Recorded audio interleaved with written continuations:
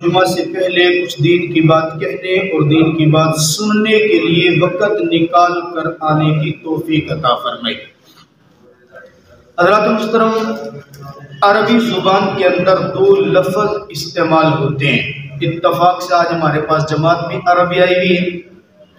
عربی زبان میں دو لفظ ہوتے ہیں، ایک ہوتی ہے برکت اور ایک ہوتی ہے کثرت۔ هل تفهمون اللغة العربی؟ ماشاء اللہ، سارے عربی سمجھتے ہیں۔ هل تفهمون اللغة الأردنية؟ قلیل لا، اردو سے من نہیں سمجھتے۔ چلیں بھارت، کوئی تو ہے، کوئی بھی نہیں سمجھتا اردو؟ اچھا، عربی زبان کے اندر دو لفظ استعمال ہوتے ہیں۔ بعد هذا الوقت انشاءاللہ تعالی اتکلم معک فی اللغة العربی، لیکن اتکلم فی اللغة العربی قلیل۔ دو لفظ استعمال ہوتے ہیں عربی زبان میں، ایک ہوتا ہے برکت، ایک ہوتی ہے کثرت۔ ہماری زندگی کا مدار، ہمارے مسائل کا مدار ان دو الفاظ کے ساتھ بہت زیادہ جڑا ہوا ہے۔ اگر ہم اپنی زندگی کے اندر ان دو لفظوں کو سمجھ لینا، یقین کریں کہ ہماری بہت ساری پریشانیاں تو ویسے ہی حل ہو جائیں۔ عام طور پہ آج کل ہر بندہ پیچھے لگا ہوا ہے کثرت کے۔ کثرت کیا ہوتی ہے؟ میرے پاس اگر 50 روپے ہیں تو میری کوشش یہ ہے وہ 100 ہو جائیں۔ میرے پاس اگر 1000 روپے ہے تو میری کوشش ہوتی ہے وہ 10,000 ہو جائیں۔ میری انکم اگر مہینے کی 50,000 ہے تو کوشش یہ وہ 1,00,000 ہو جائے۔ اور ہم سمجھتے ہیں کہ ہماری پریشانیوں کا حل وہ کثرت کے اندر ہے۔ آج میرے پاس 20,000 روپے ہیں، اگر یہ 40 ہو جائیں گے نا، میرے کافی سارے مسائل حل ہو جائیں گے۔ ہر بندہ، ہر طبقے کا آدمی اس دوڑ میں لگا ہوا ہے۔ کسی کے پاس اولاد ہے، جیسے میں ابھی ان سے پوچھ رہا تھا، یا ابھی لوگ مجھے پوچھ رہے تھے کہ یہ بیٹا آپ کا ہے، میں نے کہا ہذا واحد، یہ ایک ہی ہے، دعا کرے اللہ دوسرا بھی دے دے۔ ہماری کوشش کیا ہوتی ہے کہ اولاد بھی زیادہ ہوگی، مال بھی زیادہ ہوگا، گھر بھی میرے زیادہ ہو، جائیداد بھی میری زیادہ ہو تو ہمارے مسائل حل ہوں گے۔ جبکہ اسلام کیا کہتا ہے، میرے نبی کا فرمان کیا کہتے ہیں؟ وہ کہتا نہیں، مسائل کا حل کثرت میں نہیں ہے، مسائل کا حل میرے رب نے برکت میں رکھا ہے۔ برکت کیا ہوتی ہے، کثرت کیا ہوتی ہے؟ آج کے ہم اس مختصر سے وقت میں یہی مفہوم ذکر کریں گے۔ کثرت ہوتی ہے مال کا زیادہ ہونا، جائیداد کا، کسی بھی شے کا زیادہ ہونا، اور برکت کہا جاتا ہے ہو تھوڑی لیکن پوری ہو جائے، تھوڑی ہو لیکن کفایت کر جائے، اس کو برکت کہا جاتا ہے۔ ہم لوگ برکت کے پیچھے نہیں جاتے، ہم کثرت کے پیچھے جاتے ہیں۔ جبکہ میرے نبی اور نبی کے صحابہ سارے اللہ سے برکت مانگا کرتے تھے، ہر چیز میں، حافظے میں برکت، مال میں برکت، اولاد میں برکت، جائیداد میں برکت، علم کے اندر برکت طلب کرتے تھے، اور میرا رب اس برکت کی وجہ سے ان کو نوازتا بھی تھا۔ حضرت ابو ہریرہ رضی اللہ تعالی عنہ عظیم محدث ہے، میرے پیغمبر کے صحابی ہیں۔ آپ کو اللہ تعالیٰ اگر توفیق عطا فرمائے احادیث کا مطالعہ کرنے کا، تو کثرت کے ساتھ آپ کو روایت ملتی ہیں، ان ابی ہریرہ رضی اللہ تعالی عنہ، ان ابی ہریرہ رضی اللہ تعالی عنہ، یہ بار بار، حالانکہ یہ وہ صحابی ہیں جب انہوں نے اسلام قبول کیا، میرے آقا کی خدمت اقدس کے اندر آئے، اپنے آپ کو وقف کر دیا پیغمبر کے سامنے، ہر وقت آپ کے ساتھ رہوں گا، جو آپ بتائیں گے وہ سیکھوں گا، کمانا بھی چھوڑ دیا، بالکل دنیا داری چھوڑ کے میرے آقا کے ساتھ رہنے لگے۔ لیکن جو کچھ میرے آقا پڑھاتے تھے، سکھاتے تھے، بھول جاتے تھے۔ حافظہ بڑا کمزور تھا۔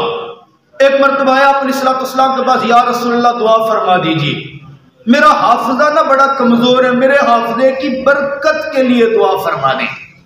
آپ نے بخاری شریف کی روایت ہے، آپ علیہ السلام نے فرمایا، کندھے کے اوپر نا چادر رکھی ہوئی تھی، جناب حضرت ابو ہریرہ رضی اللہ، فرمایا اس چادر کو پھیلاؤ۔ حضرت ابو ہریرہ رضی اللہ تعالیٰ نے چادر پھیلائی، آپ علیہ السلام نے 3 لبے بھرے، ایسے بھرا اور چادر کے اندر ڈال دیا، خالی ایک انداز بنایا، پھر یوں لبا بھرا اور چادر کے اندر ڈالا، پھر یوں لبا بھرا اور چادر کے اندر ڈالا۔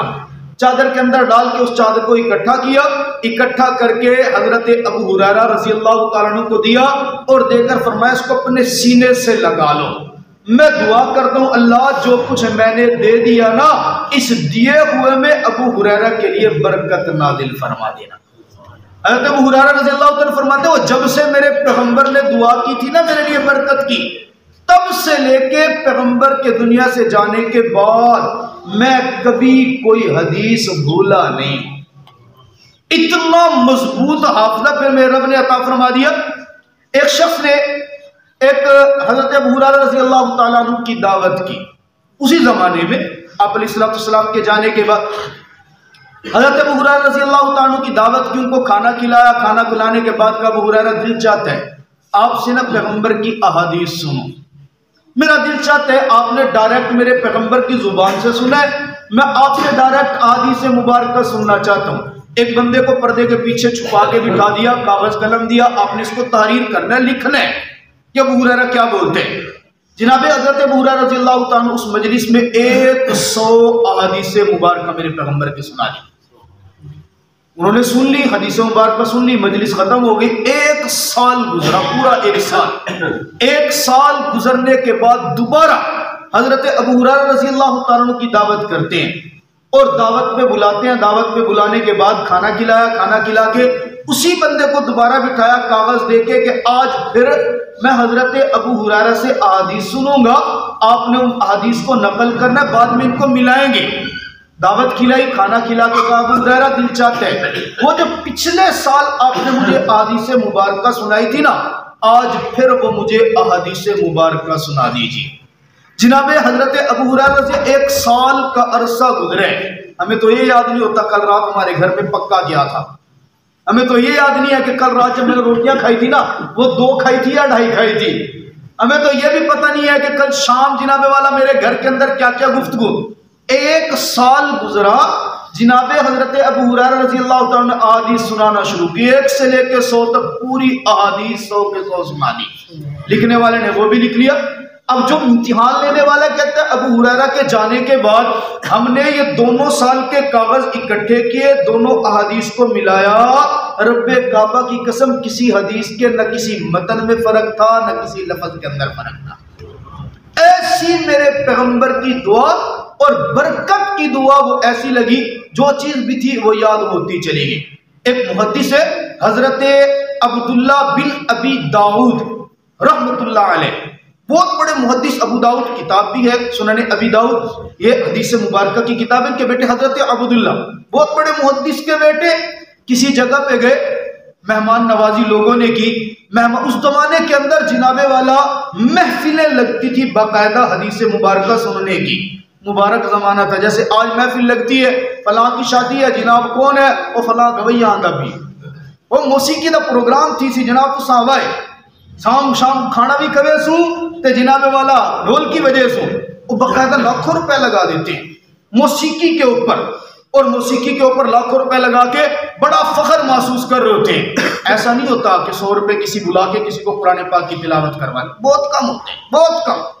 موسیقی کے پروگراموں پہ لاکھوں روپے، اور اگر کوئی کر بھی لے گا نا شادی سے پہلے قرآن خوانی کروا بھی لی تو جناب والا ان کے لیے کمرہ وہ تلاش کریں گے جہاں پہ اپنے خادموں اور نوکروں کو بٹھایا جاتے ہیں، اور ان کے لیے فاجی کے فنکشن پہ لاکھوں روپے، اور ان قرآن پاک پڑھنے والوں کے لیے زیادہ سے زیادہ 5 کلو چاول بنوا کے نا وہ گھول گھال کے وہ کھلا کے جناب والا خوش ہو گیا ہم نے قرآن خوانی بھی کروائی تھی۔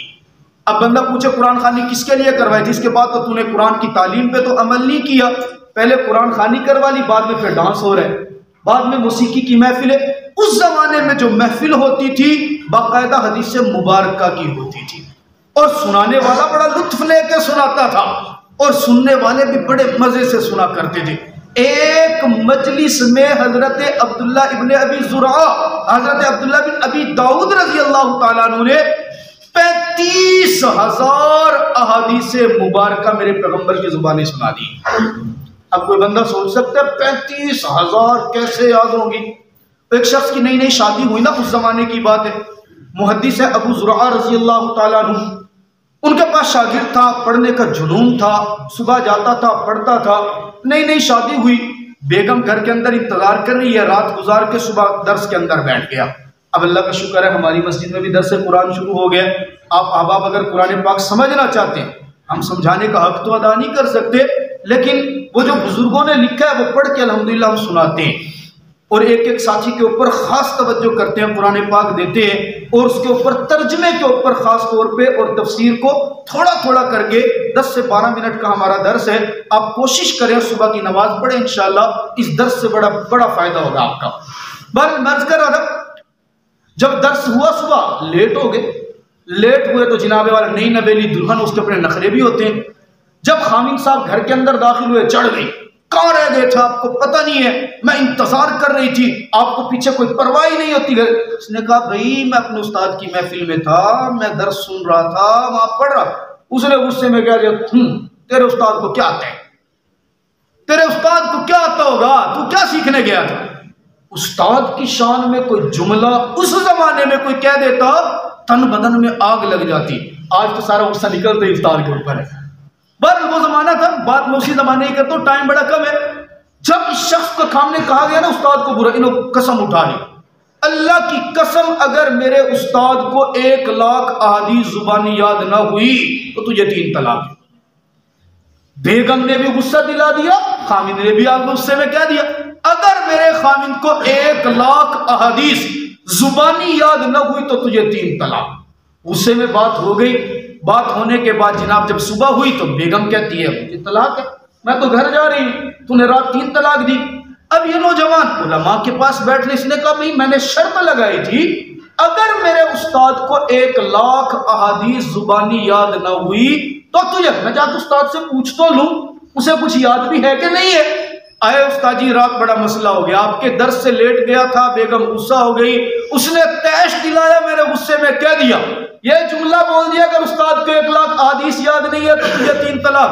استاد جی اب آپ بتائیں، یہ نہیں میں پوچھتا کہ آپ کو حدیث یاد ہے یا نہیں، بے ادبی ہو جائے گی، آپ یہ بتائیں بیگم کو گھر رکھوں یا بھیج دوں. استاد نے مسکراتے ہوئے کہا بیٹا جاؤ اپنی بیوی کے ساتھ ہنسی خوشی زندگی گزارو، اس لیے کہ 1,00,000 احادیث رب کعبہ کی قسم مجھے ایسے یاد ہے جیسے تجھے سورہ فاتحہ یاد ہے. یہ حافظے کی برکت کیا تھی، یہ وقت میں بھی ان لوگوں کی برکت تھی. امام شافعی رحمۃ اللہ علیہ مکہ مکرمہ میں رہتے تھے، کہتے ہیں میں مینا کے بازار کے اندر گھوم رہا تھا. امام شافعی مینا کے بازار میں گھوم رہے ہیں، کہتے ہیں ایک شخص نے مجھے دیکھا اور دیکھ کے مجھے کہا، میرے چہرے کو دیکھا، اللہ نے علم والوں کے چہروں پہ نا مخصوص ایک نور نازل، متانت اور سنجیدگی ہوتی ہے، ایک اللہ تعالیٰ نے خاص ان کو ایک مقام دیے ہوتے ہیں. کہتا میں جا رہا تھا، ایک شخص آیا اور اس نے آگے کہا نوجوان میری دعوت قبول فرمائے. کرتے ہیں بہت سارے لوگ عالم علم کی عزت، کبھی کبھی عمران حسن ہماری بھی دعوت کر دیتا، ہم عالم علم تو نہیں ہے لیکن کافی دن ہو گئے عمران تو نے یاد نہیں کیا. بارہ میں کہا نوجوان میں آپ سے کہتا ہوں نا میری دعوت کو. امام شافعی کہتے ہیں بھائی ٹائم نہیں ہے. کہا نہیں میں آپ کو اللہ کا واسطہ دیتا ہوں میری دعوت قبول فرما. کہتے اچھا ٹھیک ہے میں کھانا کھانے کے لیے تیار ہوں. امام شافعی تیار ہو گئے. کہتے اس بندے نے، وہ مکہ مدینہ منورہ سے آیا تھا، اس نے اپنی گٹھڑی کھولی، اس کے اندر سے ایک روٹی نکالی اور دوسرا گڑ کی ڈلی نکال کے رکھ دی. وہ ساری دعوت ہی ہے نہ کریں، گڑ کی ڈلی نکال کے. کہتے ہیں امام شافعی رحمۃ اللہ نے روٹی لی اور گڑ کی ڈلی کو بڑا لطف لے کے کھانا شروع کر دیا. اب وہ جو بندہ تھا نا جس نے دعوت کی تھی، اس نے امام شافعی کو دیکھ کے کہا مجھے لگتا ہے آپ قریش کے خاندان سے. ہاں میں قریشی خاندان سے ہوں. آپ کو کیسے پتا چلا؟